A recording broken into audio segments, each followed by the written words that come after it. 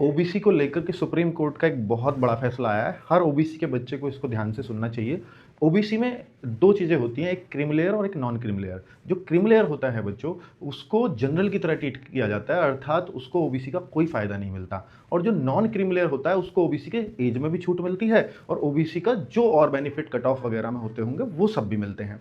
लेकिन बच्चों यहाँ पर क्या हुआ कि सुप्रीम कोर्ट ने एक फैसला जो सुनाया है, तो ये केंद्र सरकार ने कुछ बच्चों को रोक दिया था जॉइनिंग से।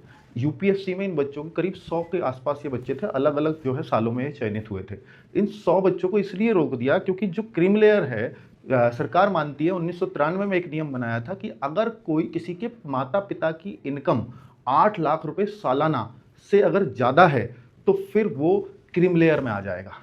तो उस आधार पर केंद्र सरकार ने यूपीएससी वाले इन बच्चों की जॉइनिंग को रोक दिया था कि इनका जब चेक कराया और इनके परिवार की इनकम चेक कराई, तो इन बच्चों ने ओबीसी फिल किया हुआ था और इनके परिवारों की इनकम 8 लाख से ज़्यादा पाई गई। फिर ये बच्चे कोर्ट में चले गए, हाई कोर्ट से ये बच्चे जीते, फिर ये कल सुप्रीम कोर्ट में फिर से जीत गए हैं। सुप्रीम कोर्ट ने ये माना है कि केवल और केवल परिवार की इनकम से यह तय नहीं किया जा सकता कि कोई बच्चा ओबीसी की क्रीमी लेयर में रहेगा या नहीं रहेगा, क्योंकि जो उसका पद है वो भी बहुत मायने रखता है। अब आप सोचिए ना कि एक अधिकारी जो क्लास 1 ऑफिसर है, आईएएस, आईपीएस, अगर वो 1 महीने के 1.5 लाख रुपए कमा रहा है, वहीं एक प्राइवेट संस्थान में कर रहा कर्मचारी 1 महीने के 1.5 लाख रुपए कमा रहा है, तो दोनों बराबर नहीं हो सकते, दोनों की सामाजिक प्रतिष्ठा बराबर नहीं हो सकती। तो उस तरह से सुप्रीम कोर्ट ने इस डिसीजन को मानते हुए ये फैसला दिया है कि केवल और केवल परिवार की वार्षिक आय पर ओबीसी के क्रीमी लेयर और नॉन क्रीमी लेयर का डिसीजन नहीं हो सकता, अर्थात इन 100 बच्चों को नॉन क्रीमी लेयर माना जाए।